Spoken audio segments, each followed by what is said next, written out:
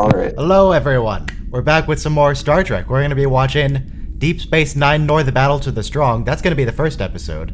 But before we get to that, we have some procedural stuff we need to deal with. So if you will kindly direct your attention to your screens. I wanted to put out another deepfake video this week.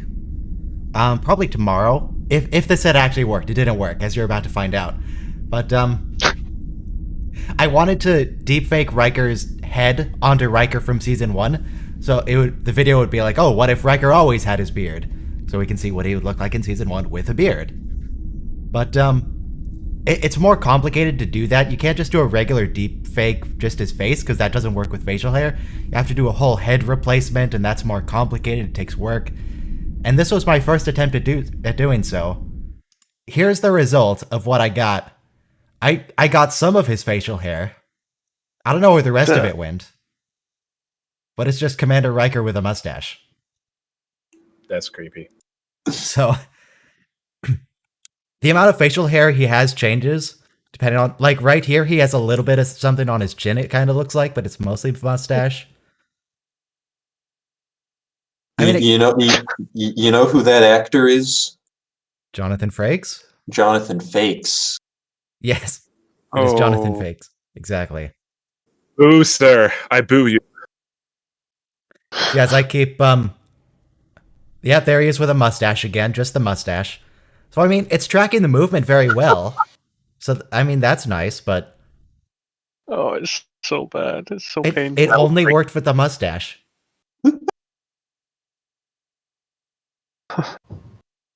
Hey, guys. Hi. Hey, Herr Deutschland. Nice to see you. Space. Herr Deutschland, I saw your microphone activate, but I didn't hear anything. I don't know if that was just like a background noise that activated it. How about now? Can you hear me now? Yes, I can. Yes. So yeah, for some reason, this deepfake, I mean, it's replacing the whole head. You can clearly see the blur around it where it's replacing the whole thing. But it didn't get any of the facial hair except... What? Why? Why would you do this to me, deepfake? Why are you trying to do this to us, Ryan? Well, if I have to suffer looking at this, then the rest of you have to suffer looking at this. But it was an option for you to make this. No one put a It was supposed to look good. Your head. It was supposed to look good, like Riker with an actual full beard in season 1. But no. It looks bad, and now you're like, look at it, everyone. Hey, look at it. Hey, why don't you look at it? I mean, I've got 5 minutes to kill. One stash Riker. So yeah, the first episode is going to be season 5, episode 4. Yeah. I'd rather be in a war zone. Strong. Yeah, we're going to a war zone. It's not going to go. You should have waited a day. The mustache Riker could have been your newest YouTube members icon or whatever. No. Oh, that'd just be mean. That's a terrible idea. Come on, hurry up and get to the next scene. Come on, deepfake. How many minutes of footage did I put from this one scene? There he is. There's him talking to Data the first time. He has a little bit more than the mustache. It like goes down on one side. I don't know what's up with that. That's so bad. So that's what I was doing last night, and I let it run overnight, and this is the result. So I'm probably gonna scrap this. Maybe I'll put on like Patreon or something. It's just like, here's a failed video that you guys can see. I'm so glad. Warner Brothers should have hired you to Warner Brothers should have hired you to remove Henry Cavill's mustache. Also, there's the Voyager documentary. If you guys are interested in that, it is $800 away from having some remastered footage. But they're like 5 times their goal. I already paid into that sucker, so. Yes, as have I. Same. I got the Janeway replica mug. mug. Yeah. I think that's what I got too, because the shirt was I wanted to get the coffee shirt, but I decided to go with the mug.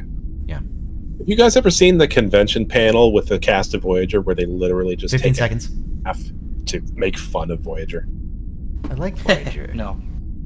All right, everybody get ready to press play. We're about to start in 5, 4, 3, 2, 1, play. We're on a runabout. Blue screen. I wanted to be a journalist in college. Tall. Yeah, he really is. You see how lanky he is when he runs away. He had to bend over to get through that doorway, whereas Sadiq al-Tahil Father Abdulrahman Muhammad Ahmed Abdul Karim Makti just walked right through. Did you just he go says the blah word- blah blah at the beginning of his name? That's what it No. sounded like. Like Sadiq al-Tahil al-Fadil Abdurrahman Muhammad Ahmed Abdul Karim al-Makti. it sounded like you Very you good. faked it in the beginning. No, he said it. He said it fast. I might slur it a but little yes. bit Yeah. because I'm still not used to making those sounds exactly. These streams are the only time I make those kinds of sounds. Okay. You did a good job on the hard H at the end. Mahdi. Yeah, Mahdi. right. It Oh, this seems is kind of. Go for it. Oh, I feel like it's kind of weird that out of all the people Jake Sisko chose to profile, like he chose Dr. Bashir, because Yeah. he doesn't. It seems like there's more interesting people that he could have profiled. That's the like joke at the beginning of this episode because he thinks he's going to a medical conference and he's like deadly bored, and it's like his father probably approved of it only because it's going to be a boring medical conference. Yeah. Peptide bonds. Okay. There's no This way is his dad would let him follow around Garrick for a day, you know? Yeah. Or This is go like- to an actual war zone. This is like season 1, Yeah. 2 Bashir here in these first moments where he's Some just a nice cannot shut up. tailoring conference, maybe. That is the That worst looking sounds jacket. dangerous. That's the worst looking jacket I've ever seen, by the way. Yeah, I don't.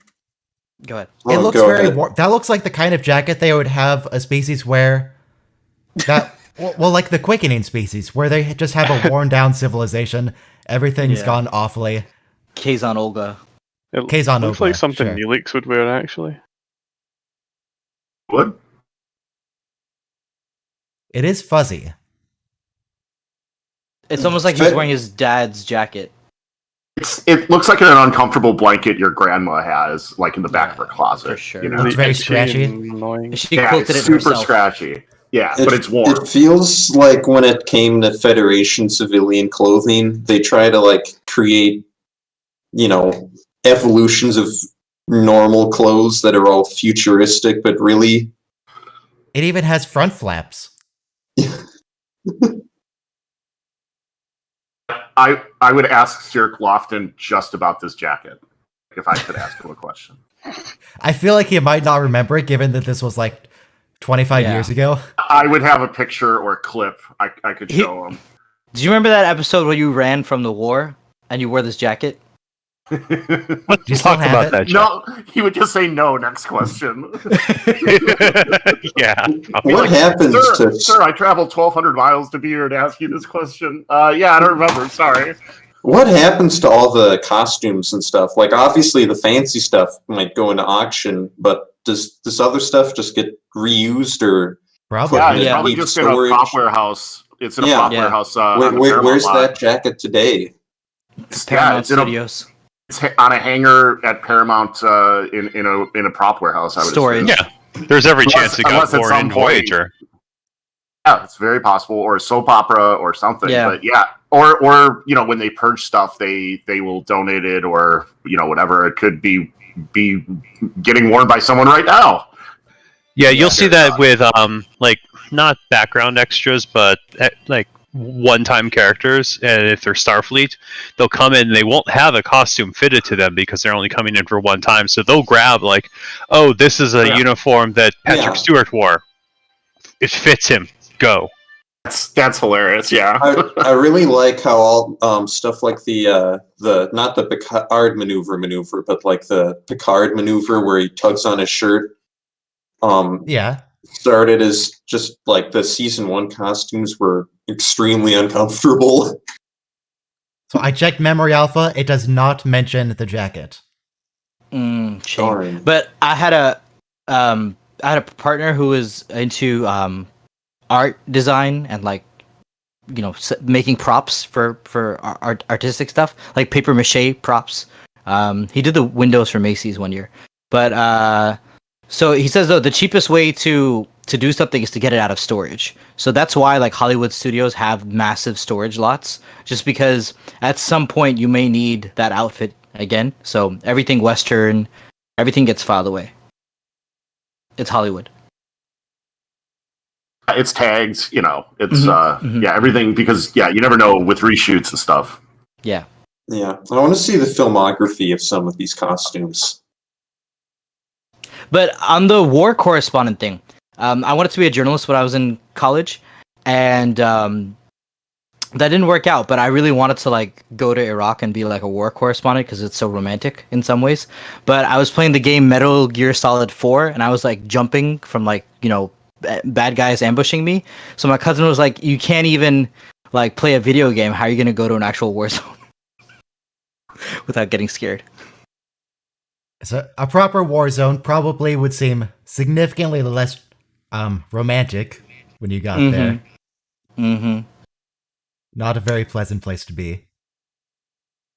I mean, I know we have one person here who's, at least one person who's military type, but I mean, he just hangs out way in the sky, way far away from the actual battlefield. I'll say I don't do any fighting. God, no. I feel like at this point the show gets really serious. We don't have that many comedy episodes anymore. Maybe like Take Me Out to the Hollow Suite. That's or fine. We'll something. turn them into comedy episodes. Yeah, but Take it gets Me Out- really yeah. Take Me Out to the Hollow Suite was, just a reprieve before they hit us with the 14-part finale. Oh, and something that's a good point. But the what I noticed here, because I'm such a stickler for Trek trivia, he says here the Farragut is a couple of days away, and so the USS Farragut was the ship that rescued the Enterprise D after it crashed on that planet. Ooh. So I believe it's a Nebula class, and spoiler, it gets destroyed later in the episode. That's why Cisco has to go rescue his own son. I'm slightly offended that you said there isn't that much comedy in this season. Where in about an hour or so, we're watching Trials and Tribble-ations. True. I'm What? offended. A standout take it comedy back. episode. I take it back. It is.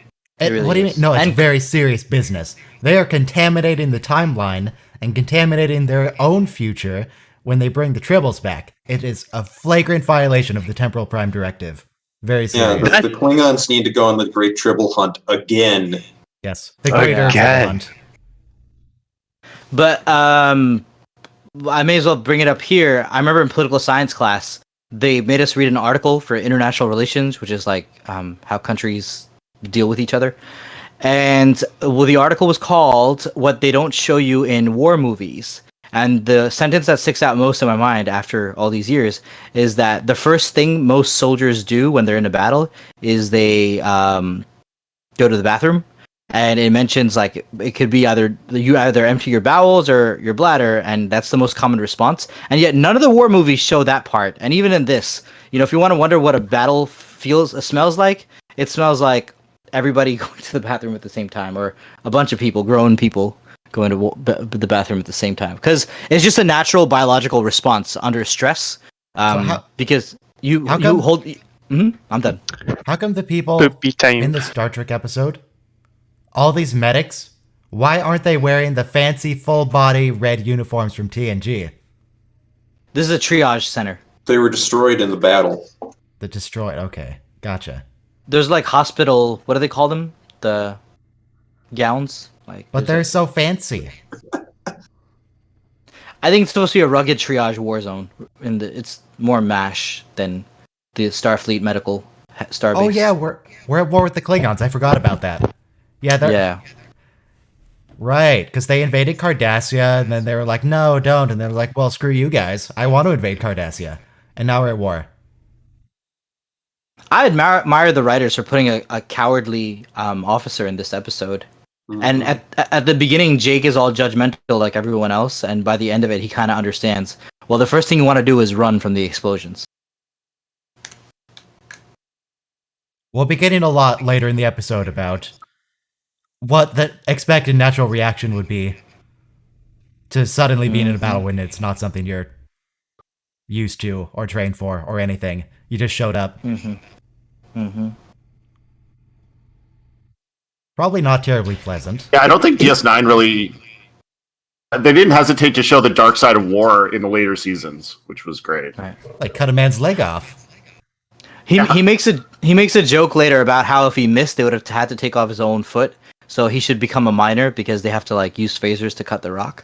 So it's like later on, humor is used to break. I mean, even as a person, right? You could laugh at your own situation, even though you're probably facing a court martial for cowardice.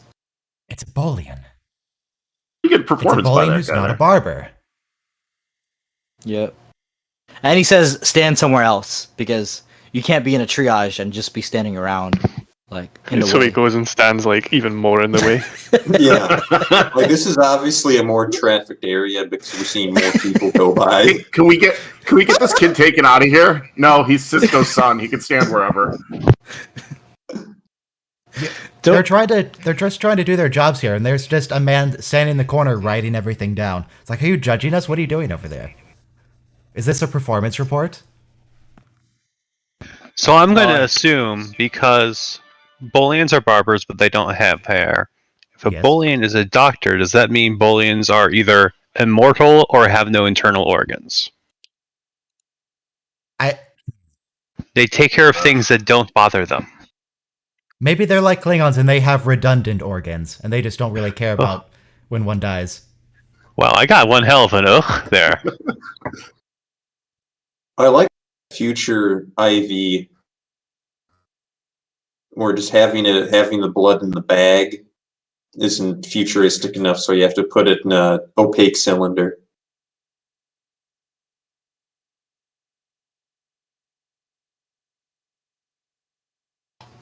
Yeah, the medical profession is very hard because they show later that they're just eating in the mess and like making jokes, but like Jake is just totally not able to digest any of this mentally. Yeah. Now he's Jake, wearing. what were you Are these like expecting? OR scrubs? I don't know. Yeah, they made him switch out. Yeah, scrubs is what it's called. Thank you. But like at a couple of shots ago, when he got blood on his shirt for the first time, that weirded him out. Then he saw a dead guy for the first time, that weirded him out. I don't know what Jake was expecting here. He's going Yeah. into a war zone with Klingons, who are their whole thing is that they just mutilate people with their swords. Mhm. Yeah. I once went on a field trip to like this research laboratory, and they had a bunch of cadavers out. Not a bunch of them, but like they were what they were doing is they were basically testing sports equipment to see if it would like prevent injuries during play. And so they had like a cadaver leg in this special machine that they would just drop weights on over and over again to simulate the stresses of playing the sport. Yeah, you can donate your body to medical science, and they'll do stuff like that. Yep. Yeah, and I got to see the cadavers, and I had no idea that we were going to do that. I was gonna say when Odo first walked in, I wasn't sure if it was an Odo limp or if it was Rene Aubergenois limp. But apparently No, it's Odo. Renee's okay. Well, yeah, he was as talking of the about filming of this episode. He forgot that he couldn't shapeshift into like a eagle to capture some bad guys. Just leaped off a railing.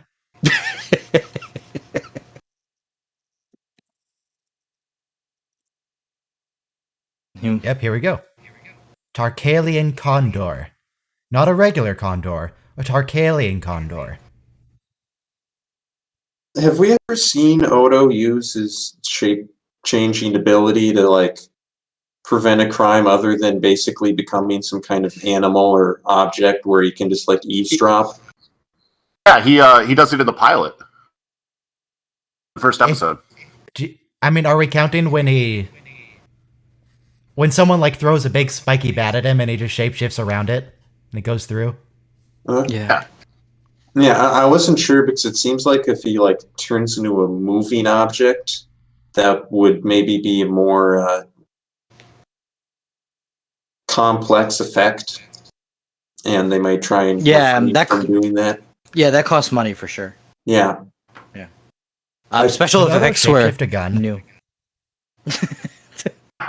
Jesus Christ.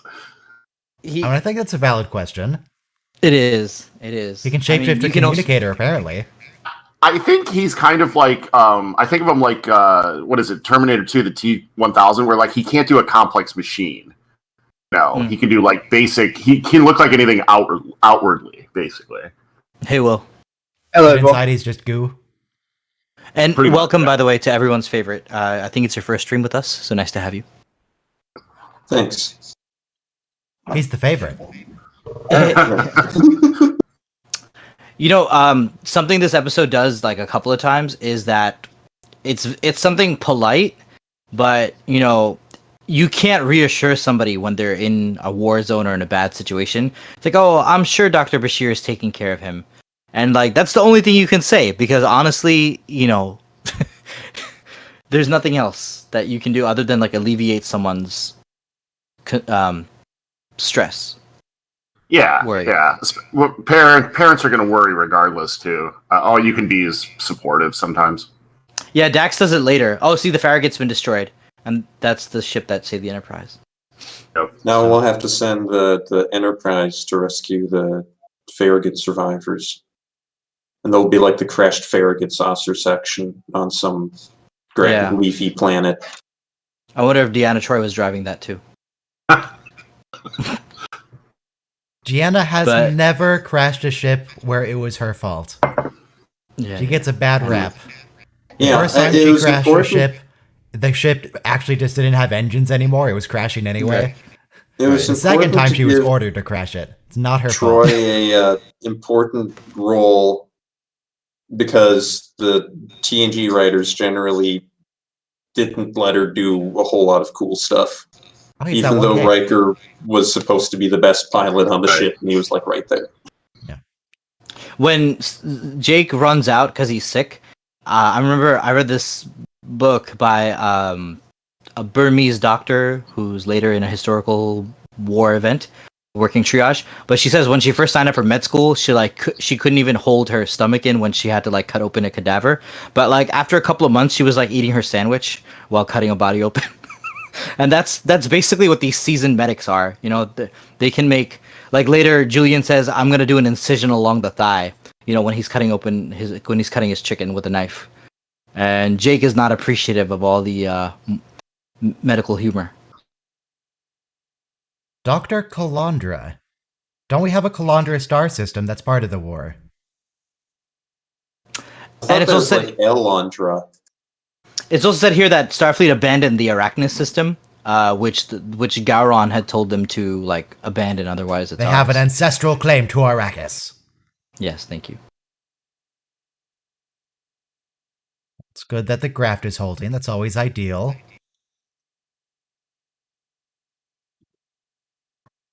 It's just so hard being a medical professional because the burnout must be ridiculous. Mm-hmm.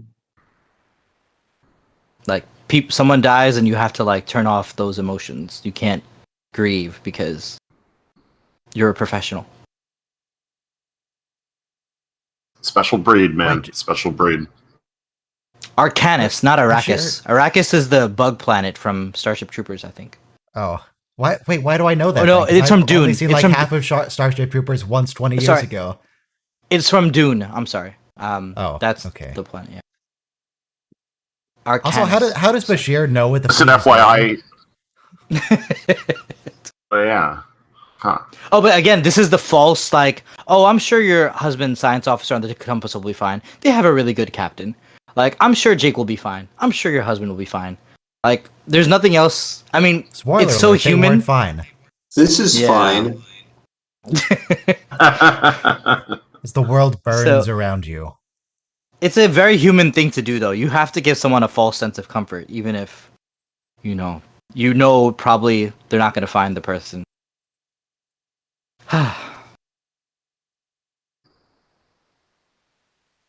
So I always like to keep a lookout for any, for props and how they, get like reused. And I thought it was kind of interesting with those like triangular computer displays on the walls. I don't know if I've seen those in another episode. I didn't notice them, but I do know that the station has a lot of triangular stuff. I wonder if it's just... I mean, I assume it is just a reused prop from the station. They're not going to make a new one, but... Yeah, but like the station has Cardassian stuff, and that has a different color scheme and is made out of, I'm assuming, different materials, or at least different colored materials. Is this a Cardassian planet that they're defending? Or is this a Federation I think this planet? is a Federation planet. I don't think we see any Cardassians in this episode. It's just implied that there's one settlement outside this cave complex, and that's all we really know. Well, screw that. Evacuate the settlement. We don't need that. Right? I guess it's a matter of pride. Yeah. We have to save this vital piney settlement, which is located, I believe, on a planet that's just a giant desert, when we see the outside of it later in the episode. Right. And I guess here, I'll just mention, I read a fantastic book, or the first couple of chapters, about Walter Cronkite.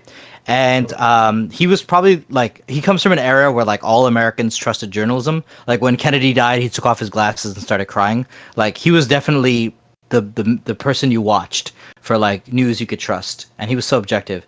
But he was a correspondent for United Press International, which is, like, even smaller than AP, during World War II.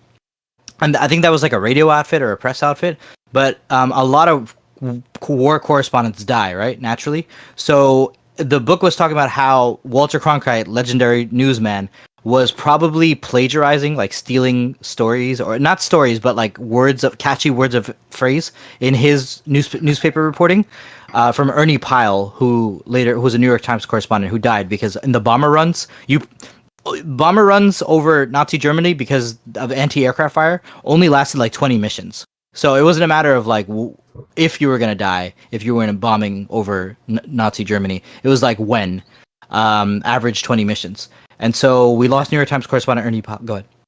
That alien there. Yeah, I don't know, no clue who that alien is. I think that was a Paradin.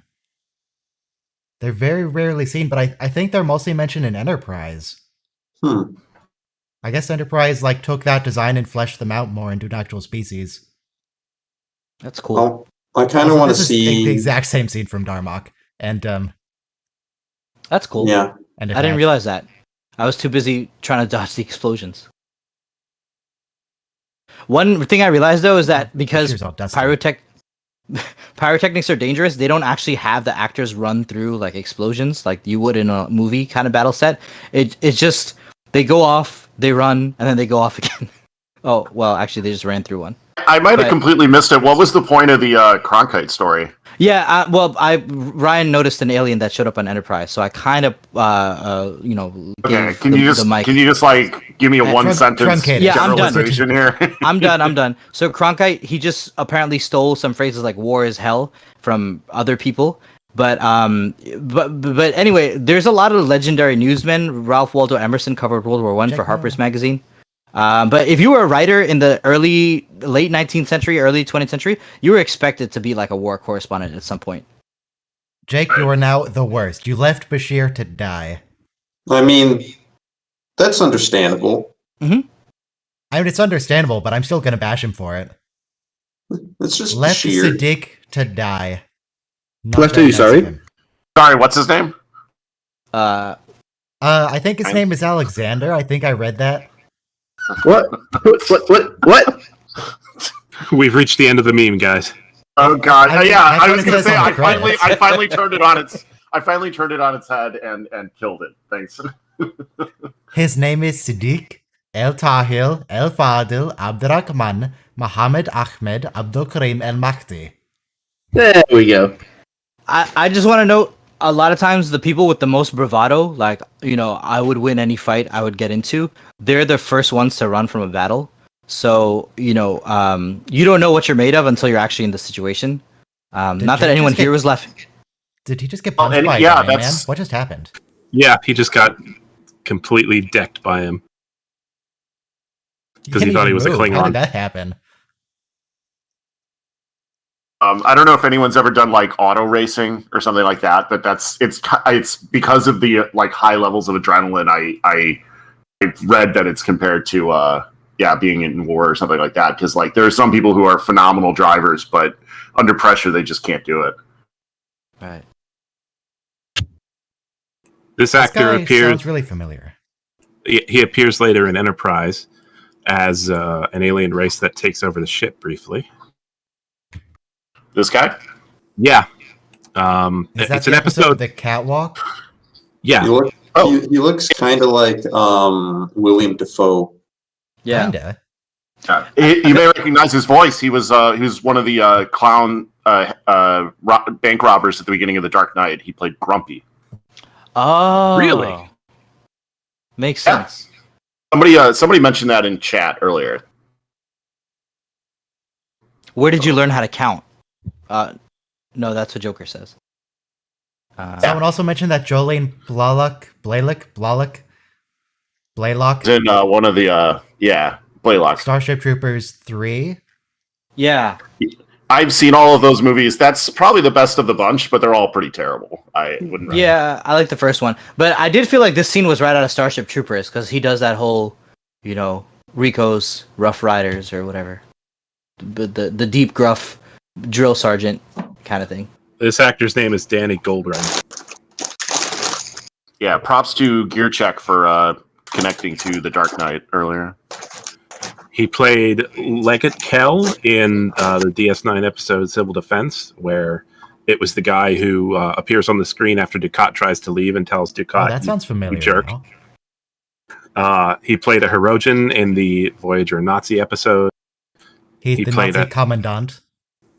I don't know if he was the Commandant, but he's just one of the Hirogen. He played a Nausicaan captain in Enterprise and a Tok'rit captain in Enterprise, which is from the Catwalk. So every So time this- you need to really go ahead. So this guy's talking about a hopper. Is a hopper just like a runabout, or is it a shuttle, or is it a different kind of spacecraft? We never It's see on pogo stick. screen? Oh, okay. I was thinking I always it would be pictured- like a speeder bike from Star Wars. Oh, I always pictured a hopper as more like a passenger craft, just meant to move people. Yeah, like a troop transport vessel. Yeah.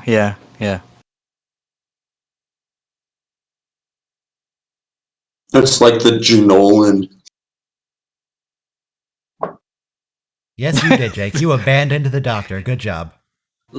As I was saying, you don't know who's a coward until you're actually in that situation. So I'd like to push you into a war zone. I already know I'm chicken. I'll have you know that I'm a very brave man. I wouldn't crack under the pressure whatsoever in a war zone. I'm amazing. You'd But- be surprised what you're capable of finding inside yourself under the right circumstances. Yeah, no, but also I'd rather like not find the out. like what I said before, like It's the person who scary sometimes. the person who insists that they're the most brave person around is probably going to be the first one to run, and the person who's a little more humble will be like, they may pull through in the right situation just because. Well, yeah, because they compensate for their fear Right. of losing control by seizing control in situations where it doesn't mean anything. Right. And then when they're in a situation where they don't know what's going to happen, they don't have control, they completely buckle because they've just never dealt with it. Yep. Are we getting I a really- comedy bit here? A little. A little bit, yeah. Tonal whiplash. The scene where the guy actually dies looking up at the sky. Like Jake does the guy a favor, but he's here to write about how he saved someone's life, and actually it doesn't work out that way. You get to see Worf what it really is, Jake. Because the guy figures out his intentions really quick. Like, you ran away from the doctor, and now you're trying to save me. How do you feel? Like, what am I trying to say? Because of I feel how okay right TV now. shows. Okay, that's good to know. How TV shows are structured. Obviously, the main characters are more important than everyone else. But they're sending out the Defiant basically just to pick up Cisco's kid, Yes. and they had a runabout going through this area of space just earlier in the episode, so it seems like it wouldn't necessarily be necessary to send the Defiant out here with all of its crew, and you could just send like Cisco in a runabout with like a car seat. It's It's not just really also like being sent by orders. It's just Cisco is freaking out because his kid is there. So he's just taking the Yeah. biggest, baddest ship he can find. and if anyone asks, he's probably saying, "No, it's also being attacked by the Klingons, so we're going to help." Maybe, don't know. Yeah, there's also Yeah, that. like, he'll have to defend it. I would expect there to be a Klingon ship in orbit or something. You know, there's something more deadly there that a Well- runabout can probably face on its own. There is the issue of diverting a military resource, the Defiant, away from the station. I mean, you're depleting the defenses of the station. Right. Yeah, but in that sense, I don't think Cisco gives a shit. Well, if you want to just send a runabout, But why that's don't the they thing, send he the doesn't Rio Grande? care. Would that work? Well, yeah, the Rio Grande can't be destroyed. Yeah. I mean, the Farragut was destroyed, so you have to replace the Farragut. That's actually kind of why the Defiant's going out. Oh, I suppose Okay, so. like if that's something that his boss would have cleared, then yeah, of course. But Yeah. He did it unilaterally, you're right. There was no check I'm with not. Starfleet Command. I can't He's asking recall for if they forgiveness, cover not that for in the permission. episode. Yeah, there's I also don't the fact know that if they cover it. the Defiant is kind of on detached duty. Like it's not really a fleet controlled ship. He doesn't like Cisco doesn't report to a fleet admiral for permission to take the Defiant out at any given time. At least not that we see on screen. So it's at his If discretion. he runs the station, is that his? Yeah, that's it at his discretion, I suppose. To a certain degree, unless like obviously there was a serious attack where it had to be diverted, maybe. Yeah. It is the Yeah, it Lance's depends if there's- pimp hand, not the Admiral Ross's pimp hand. Yeah. It depends if the Defiant is understanding orders to remain and protect Deep Space Nine because of the war. And if it's not, then I guess it's okay that Cisco just decides to do this. These are all questions the show will never answer. I was Right, going to say exactly. I don't know enough about the military like sort of hierarchy as it pertains to DS9 and the Defiant and Cisco to answer that, and I don't think it gets answered. So it's like, Yeah. fuck. We need to get Deutschland back writers to answer try our to- military questions. We need someone who knows stuff about this. Deutschland, where are you? We need you. I like the writing in that the guy who died just now, he gave Jake his water because he knew that he wasn't going to make it. And Oh, like yeah. Jake also spills like half the water, and I was just like, ugh. Because such a waste of resources. Like you could at least They have replicators. anyway. No, but they were outside dying, so that was his water ration. Yeah, but also they're going to be taken out of here in like a couple hours. Yeah. And Bashir made it back okay. And again, Dax did in the previous scene, like, I'm sure he'll be fine. And like he's outside without anyone's help, but that's the only thing you can say. What was that guy on the left? Was that an alien or was that a guy whose face got melted off? Oh, yeah, good question. But also, I will just add. It said here that Bashir takes the generator back all by himself, and I don't know how he did it. So I feel like the writers have an inkling at this point that Bashir's genetically engineered. I ran it back. It was an alien for sure. Okay.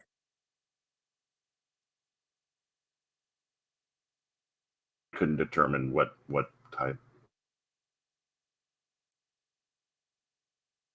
But Jake got his wish to be a war correspondent. It just wasn't all that he thought it would crack up to be. Mm-hmm. After this episode, after the Dominion takes over the station, how is he still so naive at that point? He's like writing I think anti-Dominion it- stories and expecting Wayun to approve them. It's like, what? I think he's denying. I think he's in denial himself a little he bit. saved the entire Alpha Quadrant with that, with like just by himself and like Morn's mom, who was celebrating her birthday. Yes. Yeah. When Quark was trying to talk him out of it, it's like, no, just stay on the station. You don't have to go see her. It's like, no. He needs to go. Morn is just so charismatic, he gets to like defy the entire lockdown and go over into enemy territory. I love the way that Cisco describes it when he gets the message. He says, I've known the courier for years. I trust him. It's like, what do you mean the courier? It's Morn. He sits at the bar and drinks. No, Morn is highly regarded by everyone on the station. Yeah. He's a pillar of the Everyone- community. Yeah.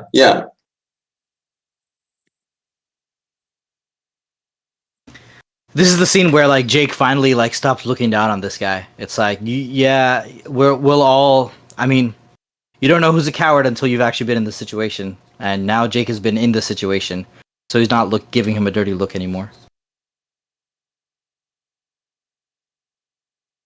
Again, like really stark writing. Like, you know, a sci-fi show doesn't have to go here, but They cut the asteroids up with phasers, and then they send in the army of Robert Picardos. I like that this Or gives us a little bit of a He picture of. He just annoys them to death. I like that this gives us a little bit of a picture of the Star Trek universe outside of the idealistic Federation, where you think about the fact that there's probably huge asteroid mining operations elsewhere in the galaxy. That, you know, we just think about, oh, you're in a starship and you just go to a replicator when you need something. It's like, no, Yeah, the and then universe. you see the dilithium mining facility where they took all the old EMHs. Right, yeah. The universe still operates on scarce goods in some ways. yeah, So. yeah. It's basically the private sector in the Starfleet universe, Star Trek universe. Right. There's feel no like way they that try Gene and- Roddenberry would have approved of anything in this episode. I feel like they show a little of like how the economics of the Federation work is possible, because they don't really. What am I trying to say? You can't really provide a good answer on how you can have like a society without real scarcity. Right. That also that also is like vulnerable enough to like care about losing a war with the Klingons and not just be able to just plow them over with a million Defiance.